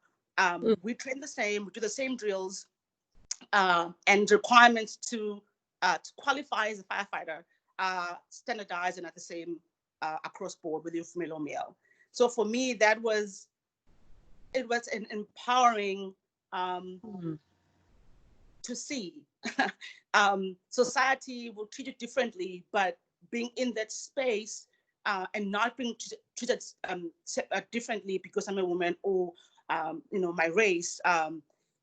We wear full PPE. We covered with goggles, with flesh hoods. You have your helmet. Basically, you can't really tell whether you're female or male. You can't really tell whether you're green or black or white.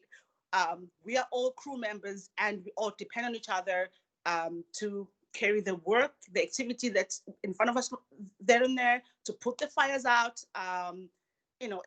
as quickly as possible, and don't get hurt and don't hurt anybody. So to be in that environment, I think for me, it made me realize that we need a society that does not see women as, oh, that's a woman, that's a male. We need a society or have mindsets that sees everybody as people. At the end of the day, we are just people. And if I can do maths and I can do science, why can't I be an astronomist? Why can't I be the first woman to shoot out or be on the moon? What is stopping that? And I spent a little bit of time just thinking about this whole topic, and that really maybe reinforcing myself as well, to actually just really look at what, as society or as women, that we might also just be limiting ourselves because we're thinking we've allowed the stereotype of what society has embedded in our minds that well, you're a woman. There's this phrase, or it's actually a book by Steve Harvey that says think like a man and act like a woman, or something like that. And for me, that it just, I understand it, but it bothered me that why do I have to think like a man? Why can't I just think like a woman and be as equally seen or viewed in society? Why must I change my mindset because society has a problem with me being a woman? So it just starts with teaching our young men and our girls that you can do anything you want to do. You can be whatever you want to be. Don't let fear of what you can become stand in the way of your dreams. Don't let whispers around you as a person determine your future. And I actually was just smiling when I think Piwe and Tombi were touching on, she takes a family to Camps Bay, but they never go there without her. And I actually just smiled because it took me like 20 years back when I was in this very remote area when I did my high school up in the Drakensberg. That's in KZN. And 20 years ago, things were very different. And, the town is surrounded by the farms. And people will come to town on weekends for shopping and whatnot. But then, Saturday afternoon or Sunday, the town is it's literally ghost town. Nobody's there. But I remember we had this flea market on one Saturdays, mixed flea market, like very, black and white. But I remember this old man wanting to come and look at the, what the flea market, what we had on our stand. And just because our table was in a square where maybe there were more white people there, this old man was very conscious about that. Like, he was like, I want to come and look. Am I allowed, to cross this little fence? Like, I don't know, like not even a meter. Am I allowed to, to come in and look at what you guys are selling and blah, blah. And I remember thinking, oh my gosh, this is still a thing. People still believe, I cannot cross this line because of my race. I cannot be in the army because I'm a female. I can actually be a firefighter, being female. So I think it's just teaching our young minds that gender should not be an issue. Gender actually doesn't matter. We've come a long way. I believe in that. We've come a long way, but we still empower our women. It's essential to empower women, but I think mostly it's also women empowering other women. Our VWS holds once a year. We have like a fun day where we bring families out, and we have activities for kids, and just showcasing that we have firefighters that are women, we have firefighters that are Black, and of all ages as well. So I think just to put that out there, don't be mentioned, like, just engaging or being in those spaces without being apologetic. So it's just making sure that, the world painted that way, the world sees it, that gender does not matter. You can be and you can do whatever you want to do. Just to close with words of Maya Angelou, who says, do the best you can until you know better. Then when you know better, do better. Thank you, Slee. Okay, thank you so much, Slee. I think our last speaker will be Dr. Miranda Pillay, and I think and she will share more her role as a theologian, and she described herself as a theoethical feminist biblical scholar, and she continues to research and write and to speak from her experience as a colored woman of faith living a post-apartheid era. So I think, Miranda, let's give over to you. I think the church is also an important place that we need to talk about, or faith-based spaces we need also to talk about. Thank you, Maria. Thank you. Good afternoon, everyone. It's so good to be in your company, and I acknowledge especially two former students, Ntombi and Juliana, whom I also learned from. So I've been asked to speak on feminist cities and religion. If one considers that around 90% of the South African population ascribe to some religious practice, then it is an important topic in this conversation on feminist cities. But I do have some limitations. Since I'm not a scholar in world religions, I can only make some general observations, which I hope women from other religious traditions can reflect upon from their particular faith perspectives. I speak, as Maria said, from my experience as a Christian feminist theologian.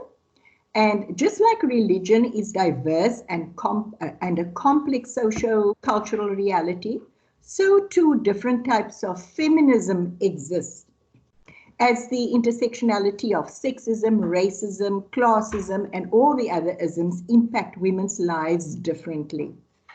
But generally speaking, feminism is a comprehensive ideology that is rooted in women's experiences of sexist oppression and discrimination. Feminism is critical of patriarchy, and it embraces an alternative vision for humankind and the earth. Next slide, please.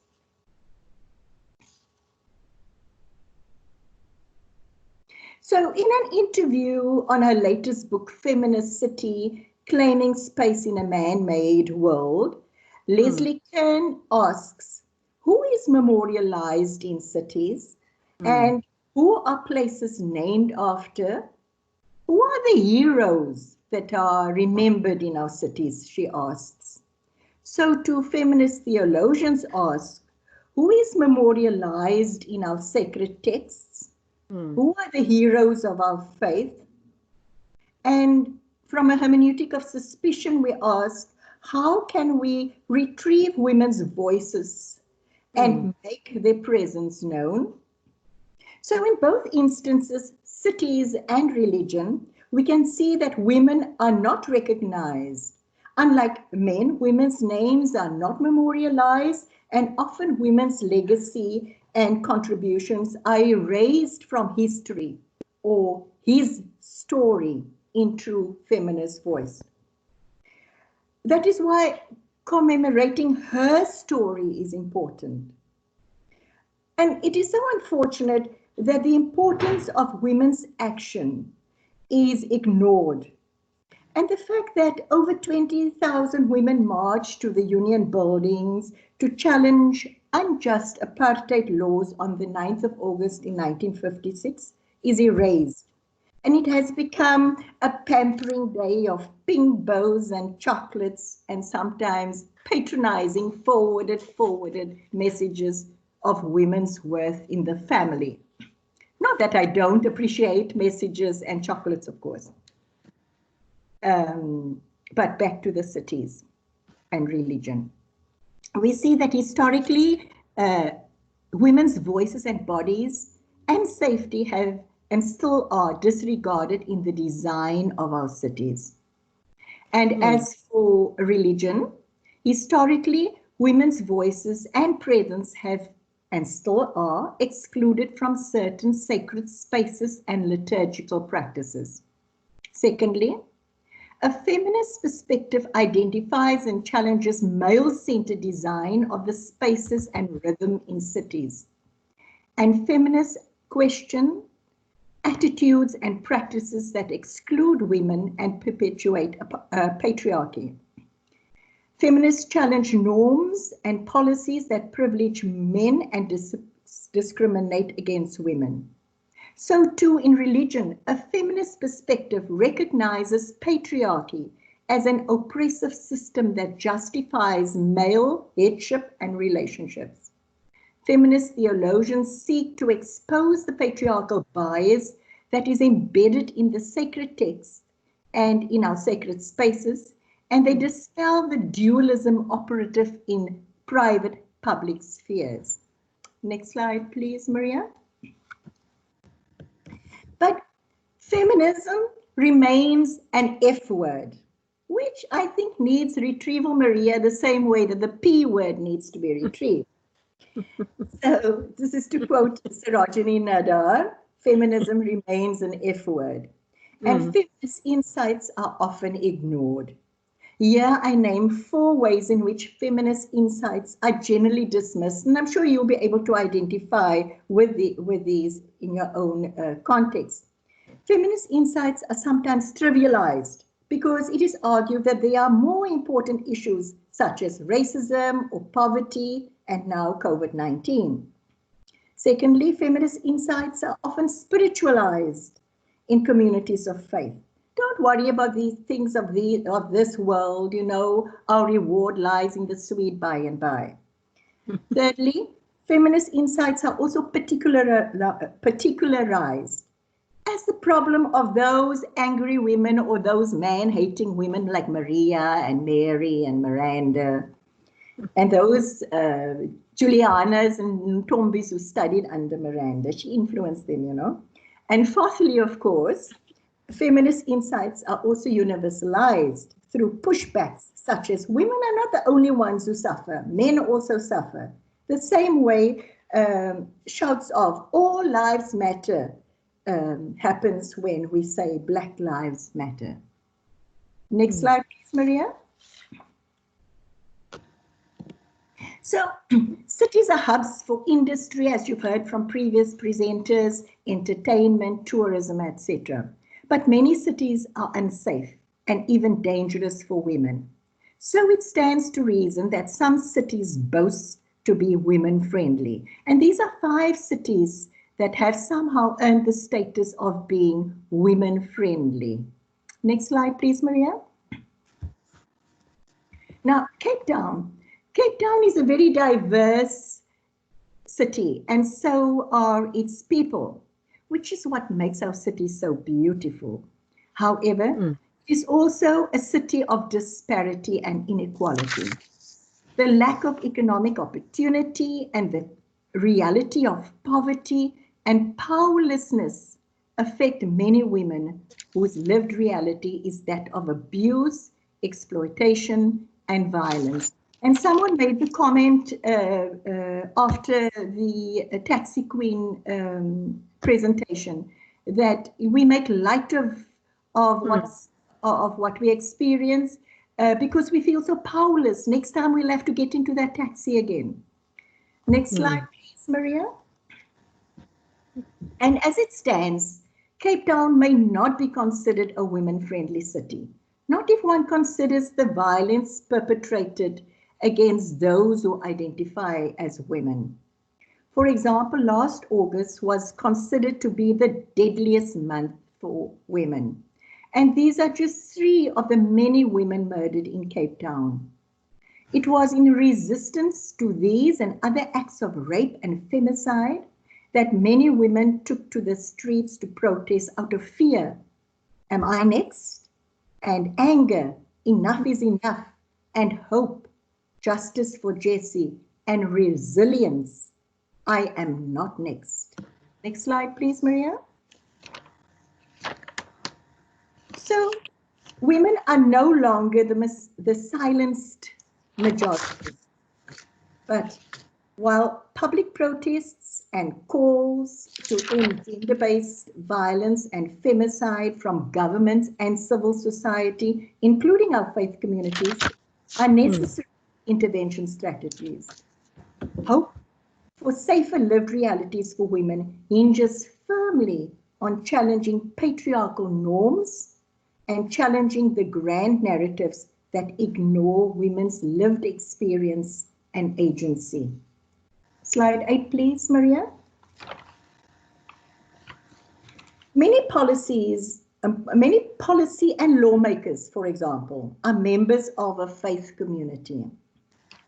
And they can either maintain the oppressive hierarchical status quo by following the normal dominant culture that exclude those who identify as women through arrogant, superior, heteronormative attitudes and practices, often driven by inherent biases, blind spots, and systemic injustices, or they can follow alternative ways of being and doing that are relational and transformative, so that all can flourish and have abundant life, usually shaped by the spirit of solidarity and community and a quest for justice. In fact, all religions have some principles of fundamental equality that could advance advocacy for social justice, which is contracultural to patriarchal power and heteronormative male privilege. Next slide, please, Maria. So, how can we reimagine Cape Town as a women-friendly city for all? Such a question calls for corrective action. Here are only 3 suggestions to which I'm sure you'll be able to add. Firstly, be intentional about listening to what and how women experience previously male-dominated spaces. Secondly, validate women's experiences. Don't dismiss it as irrelevant. Thirdly, explore alternative practices, operations that will open opportunities for women to access services and resources in a safe, women-friendly environment. Lastly, slide 10, please, Maria. So in summary, hope for a safer lived reality for women hinges firmly on feminist insights to recognize and challenge privileges afforded to men by patriarchal norms operative in families, communities of faith, places of work, and so on. Generally, all religions have relational values such as solidarity, community, common human vulnerability, and they hold the potential to inspire their adherents to advocate for the well-being and flourishing of all. Lastly, city planners and policymakers are more often than not also people of faith who can influence and shape outcomes that are just, liberative, and equitable for women and other deliberately silenced or preferably unheard voices. Thank you. Thank you, Dr. Pillay, and thank you, Sri. Thank you for sharing your experience in male spaces, especially being a fighter, but also being in the church. Is there any questions? We can only take one question, if possible. Time is against us. Any question? Can I ask? Yes, you can ask.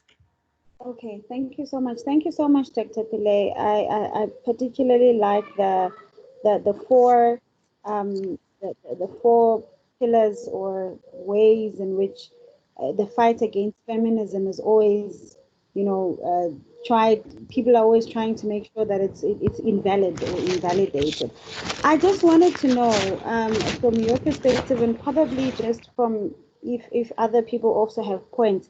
A lot of the times, we do our own things on the side as a way of trying to do what we can where we are.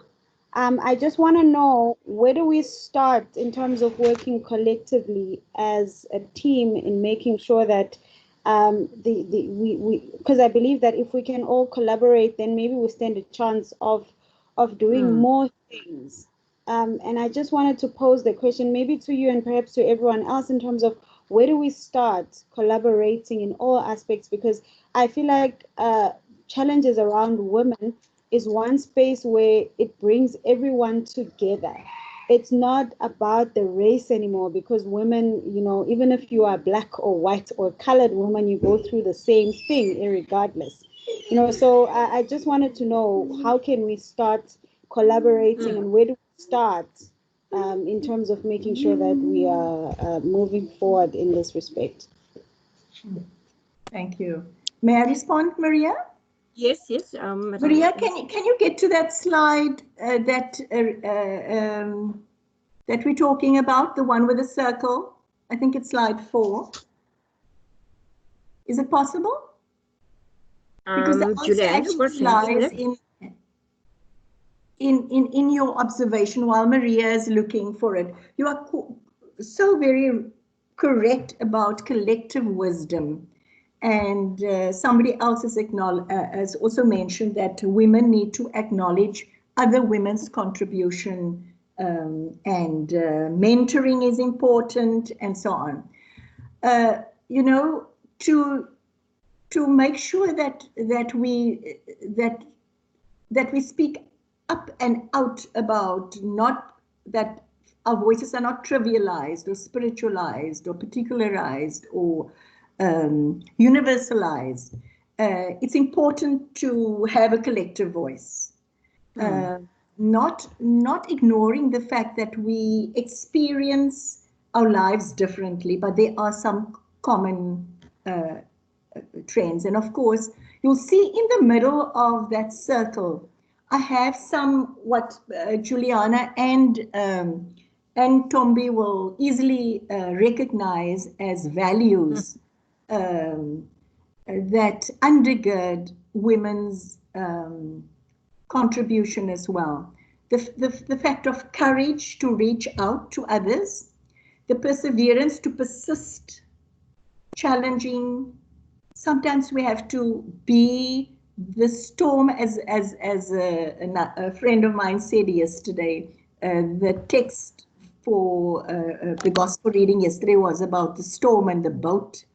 She said, sometimes we have to rock the boat, and other times we actually have to be the storm that rocks the boat. you know. So we need perseverance as well, and then collective wisdom. But just the idea of wanting to connect and network, such as this, for example, this platform is important. Thank you. Thank you, Dr. Pillay. I'm also just reading the comments for Slee. Our societies expect women to be men if they want to rise up the career ladders. However, work areas have been created by men for men with different requirements. Workspaces, schools have to acknowledge women's needs as equal. Thank you so much, Ina. And I think from Ina, I totally agree. We need to change the stereotype. What is it now? There's an abbreviation. Okay. Does school drive for awareness rates, and we encourage all young people, young minds, they can be firefighters, definitely, regardless of gender. And when they see for themselves female firefighters, you immediately see their young minds shift. Thank you so much, Ina, for that. Yes, thank you so much. We will ask now Juliana to ask the next speaker. All right, thank you very much, everybody, Dr. Pillay and Slee, Apiwe and Tombi, Nomfundo, all of the speakers. Unfortunately, Karen Hendricks is having technical issues and she's not able to join us. But I would like to just say that Karen is working for Reclaiming the City, which is a social movement of tenants and workers fighting to stop displacement of poor and working class people. And the organization has done a lot of work and advocacy around reclaiming the city. And it would have been awesome if she could join us from that point of view and share some of their lessons and their successes.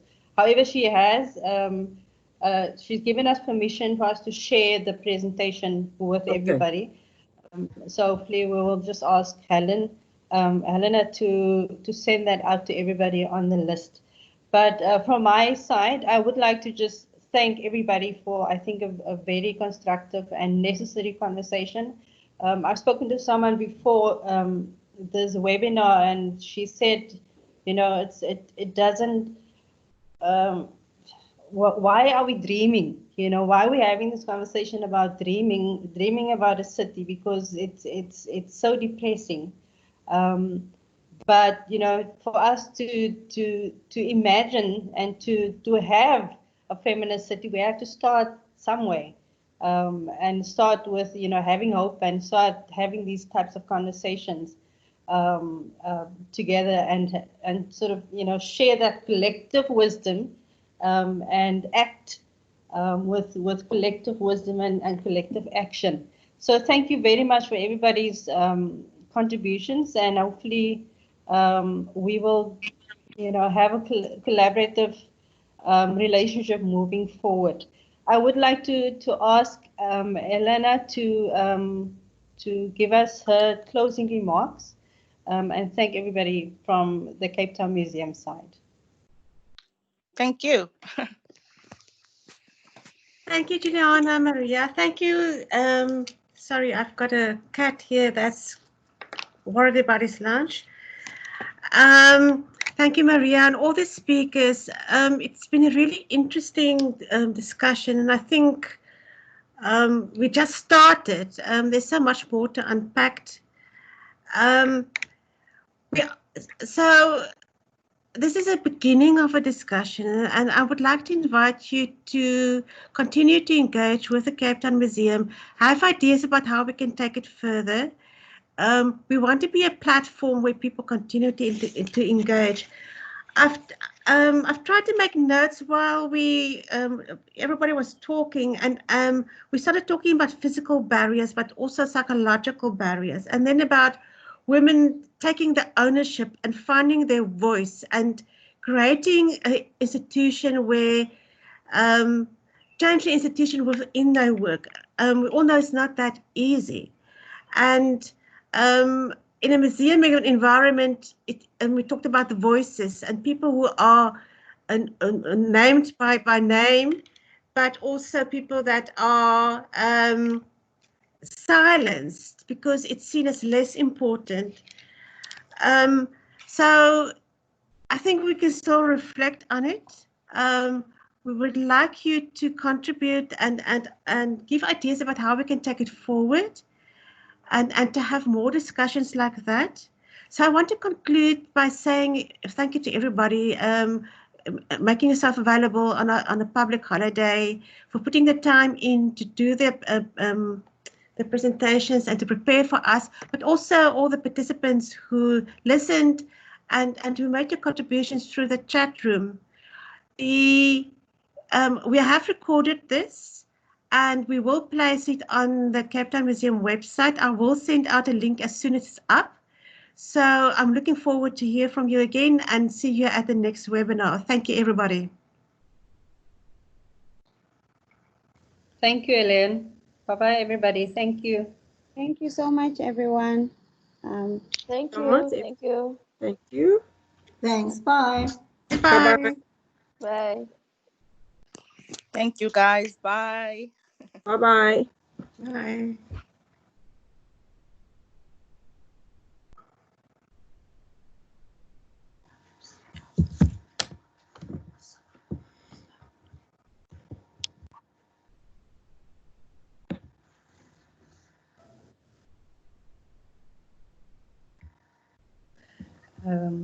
Hi, Lami.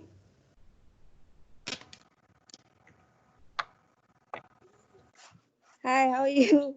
I'm good. How are you? I'm good. I'm good. Did you just join us? Yeah, I was like thinking it's starting at 1. So I thought it was starting at 1.